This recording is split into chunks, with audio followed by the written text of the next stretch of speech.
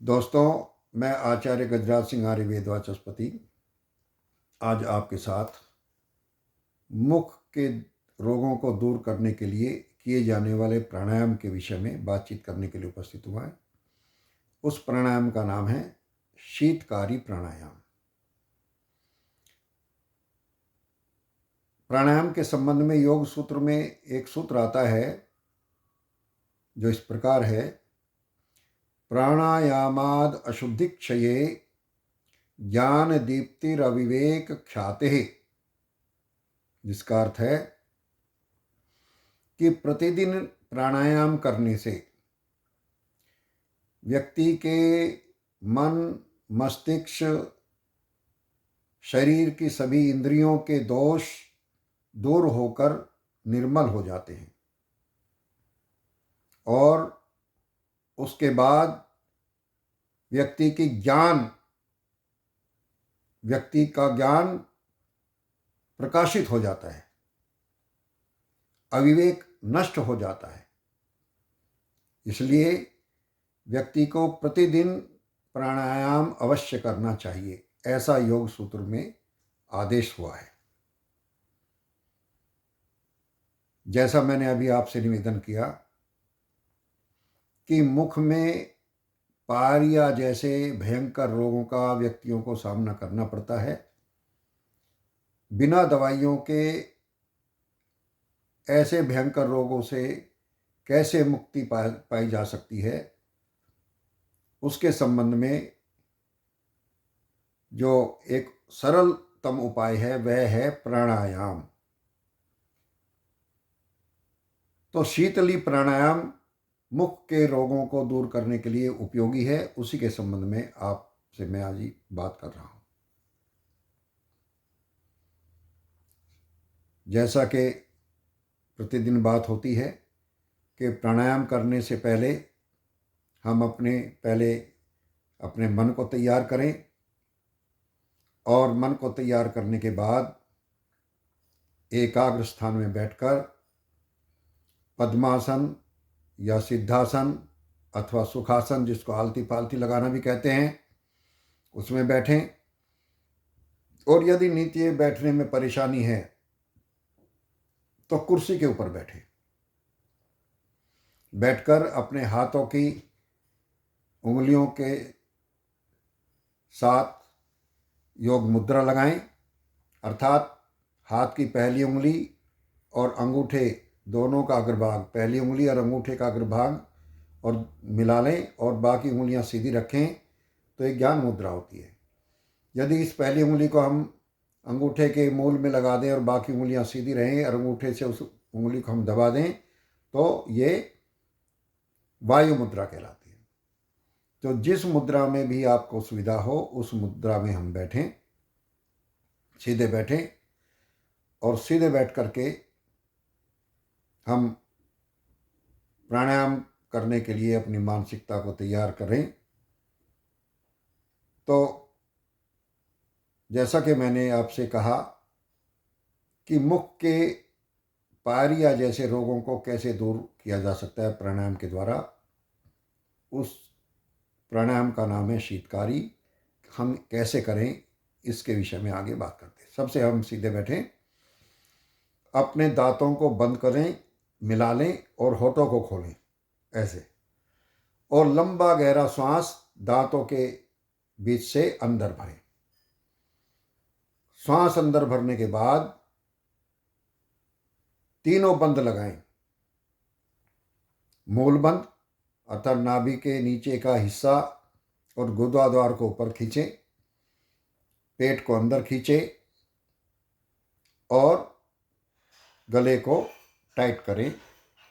गले को मतलब जो ठोड़ी है, ठोड़ी को छाती से मिलाएं। ये जल अंदर बंद हो गया। तो तीनों बंद लगाने के बाद हम दांत मिलाकर होठ खोलकर लंबा गहरा सांस भर के अंदर करेंगे और अंदर ही रोकेंगे। यथा सामर्थ्य रोकने के बाद अंत में दाएं स्वर को बंद करके बाएं स्वर से लंबा करके उस सांस को निकाल देंगे। इस प्रकार हम इस प्रक्रिया को बार बार दोहराएंगे। कम से कम जो स्वस्थ हैं वो भी रोज़ 5 बार करेंगे तो दांत स्वस्थ रहेंगे, मसूड़े ठीक रहेंगे। अन्यथा इसको हम कम से कम 5 मिनट तो करें, ऐसा हम प्रयास करें। तो चलिए प्रारंभ करते हैं। सीधे बैठे, हाथों की मुद्रा लगाएं, तीनों बंद को लगाएं, मूल बंद, उड्डयन बंद, और सांस भर के फिर ठोड़ी को छाती पर लगाएं तो जालंधर बंद लग जाएगा। चलिए प्रारंभ करते हैं।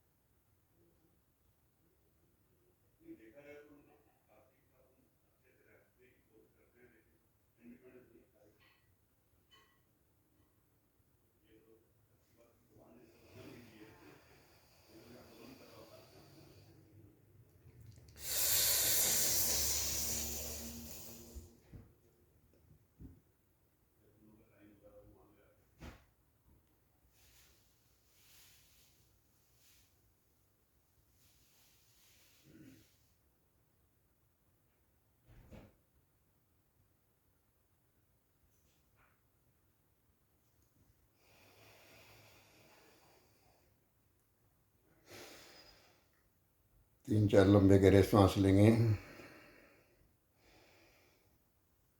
लंबा लेना, लंबा छोड़ना।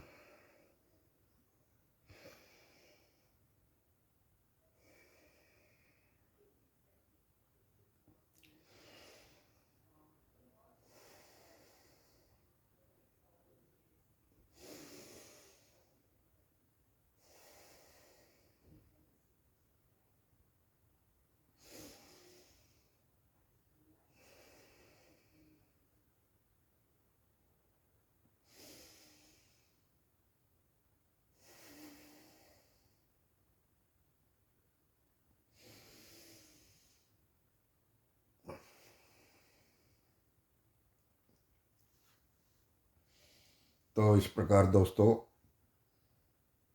हम मुख के रोग, पायरिया,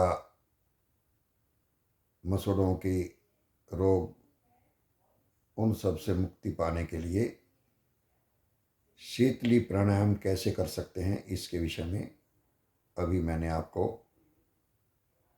करके बताया कैसे हम करते हैं।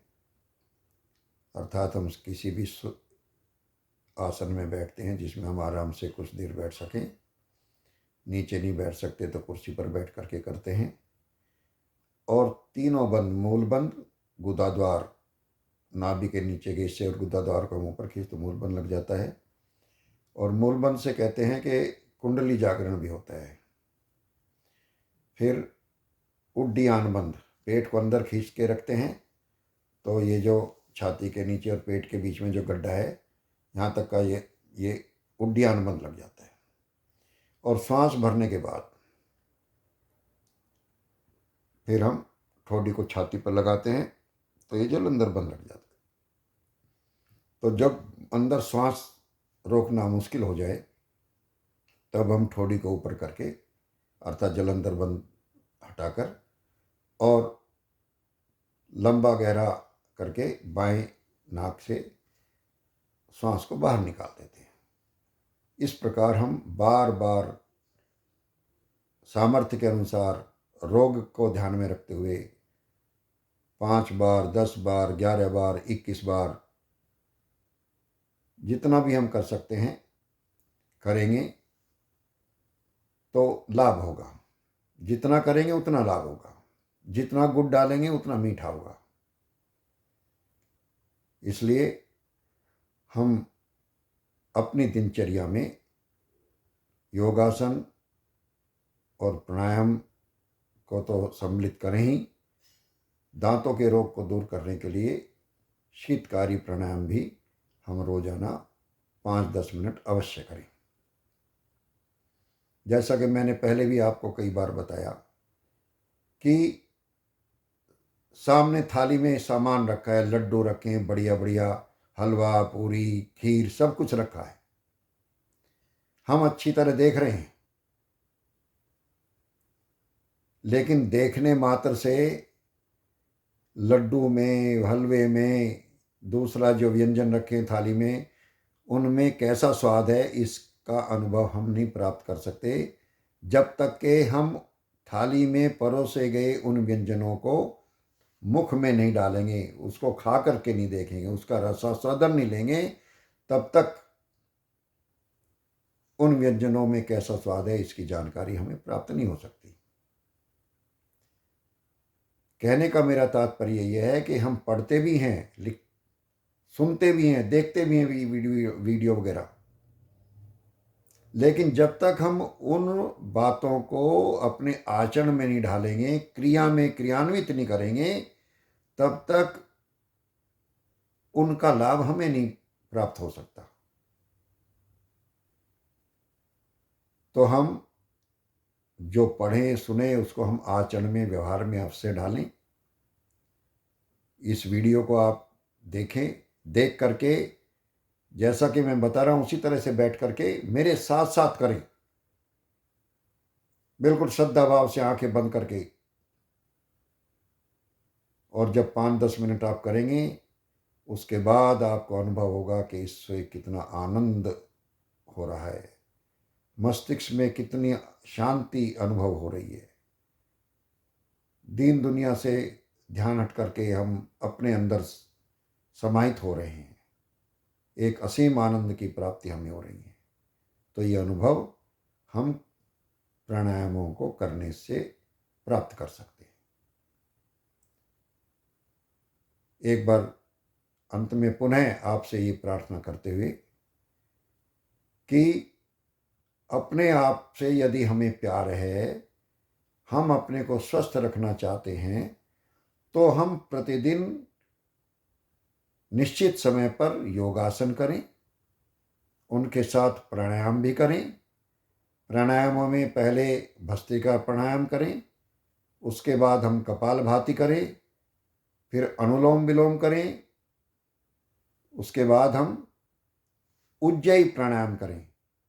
और अगर मुख के रोग हैं तो हम शीतली प्राणायाम भी, शीतकारी प्राणायाम भी करें।